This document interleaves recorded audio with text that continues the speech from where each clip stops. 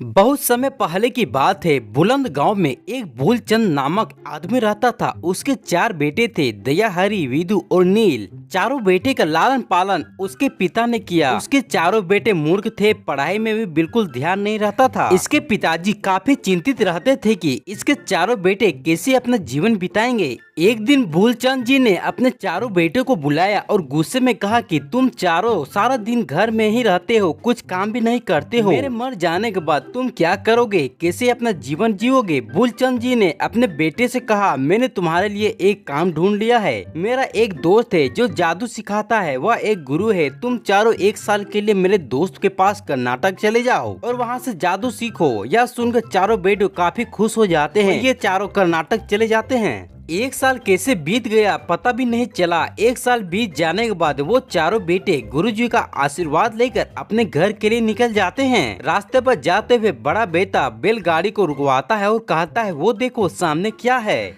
चारों बेटे बैलगाड़ी से उतरकर सामने देखते हैं और कहते हैं, ये क्या पड़ा है। बड़ा बेटा दया कहता है, यह एक शेर का कंकाल है। तीनों बेटे हरि, विधु, नील गुस्से में कहते हैं, क्या तुम हमें ये कंकाल दिखाने के लिए लाए हो। दया कहता है, अरे मूर्ख हो तुम सब। हमने जो 1 साल में मंत्र और जादू सीखे हैं, क्यों न इस कंकाल पर ही जादू करने की कोशिश करें। इससे हमें यह पता भी चल जाएगा कि हमारा मंत्र काम करता है या फिर नहीं। दूसरा बेटा हरि कहता है, हटो, मैं इस कंकाल पर जादू करता हूँ। हरि मंत्र पढ़ता है और सारी हड्डियाँ जुड़ जाती है। विधु और नील भी मंत्र पढ़ते हैं, फिर सारी हड्डियों पर धीरे धीरे मांस आ जाता है और शेर बन जाता है, लेकिन शेर में जान ही नहीं होती है। फिर दया आता है और वह उस शेर पर काफी देर तक मंत्र पढ़ता है, जिससे शेर जिंदा हो जाता है। यह देखकर सभी घबरा जाते हैं। शेर चारों बेटों पर हमला कर जाता है और उन लोगों को खा जाता है। इन चारों में से सबसे बड़ा मूर्ख सबसे बड़ा बेटा दया था, जिसने उस मुर्दे शेर पर जान डालने की कोशिश की और उसी की वजह से सभी की जान चली गई।